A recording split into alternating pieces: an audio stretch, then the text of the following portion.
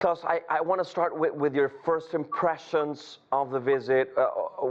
How do you read this state visit to the UK?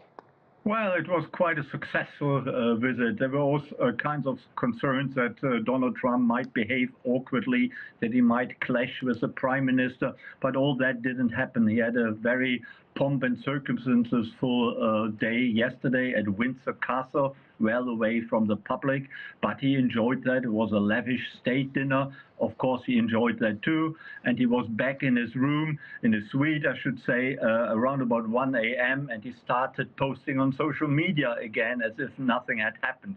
The day today showed his visit to Chequers, the country seat of the British Prime Minister. He had a good meeting with him, over an hour long, I understand, and then they had a joint press conference. And that press conference remained uncontroversial. There were a few items of disagreement between the two of them, but no one played it up. There was no row, there was no shouting, there was no clash. So on the whole, I would say this was a successful state visit, and the British probably were quite pleased with it. And the UK leadership rolled out the red carpet for Donald Trump. He presented himself as being very pleased by all that pomp. How might this shape the way other nations engage with Trump?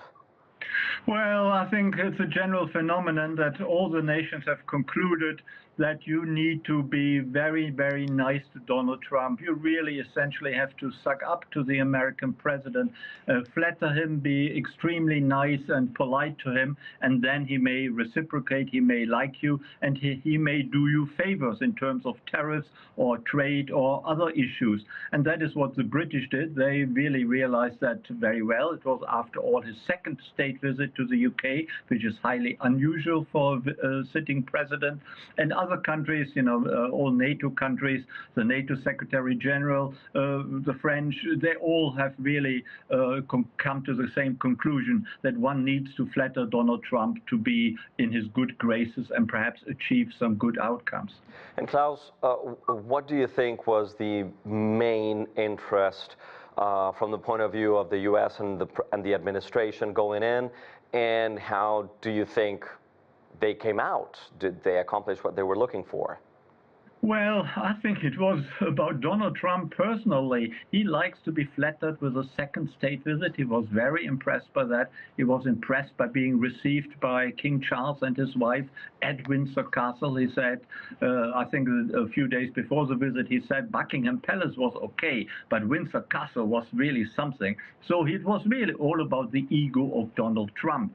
They talked a lot about the special relationship between the UK and the United States, but I don't think it needed that visit to cement the special relationship.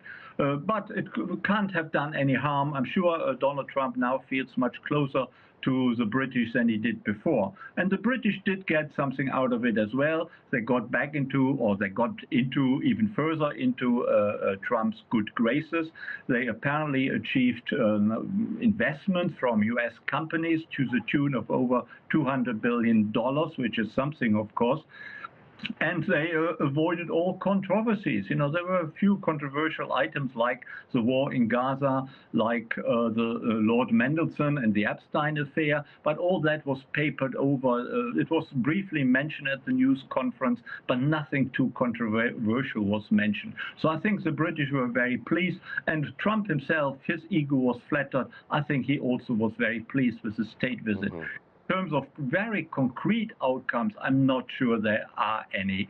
He mentions the Bagram air base in Afghanistan, which the United States wants to get back.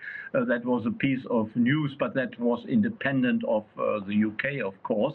Then the Gaza war was mentioned, and that the recognition of a Palestinian state by the British in the next few days he disagreed with, but he didn't make a big spiel about it. He didn't really turn it into a disagreement. And I think that was quite deliberate. He really wanted to show his good side.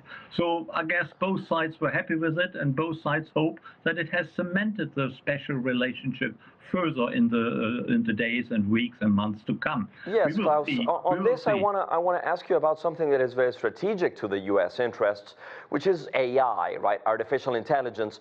And this was front and center in part of the exchanges. How do you read that special AI relationship that the US and the UK are building? Yeah, there probably is something in that. The UK is very keen on putting itself at the forefront of AI development. They want to turn Britain into the leading AI country in Europe. And of course, the United States has that ambition on a more global scale. So cooperation between Britain and the US on AI can potentially be very productive and very fruitful. But of course, it needs to be followed by some concrete action. The investment we heard the people were talking about today points into the right direction. Whether it will come through, we do not know. It is, of course, not in Trump's favor, or it's not in, Trump cannot be the one who decides on the investment of private American companies in the UK. That is the decision of these companies. He is pushing for it, he likes to see it, but whether it will come through, that really depends on these technology companies.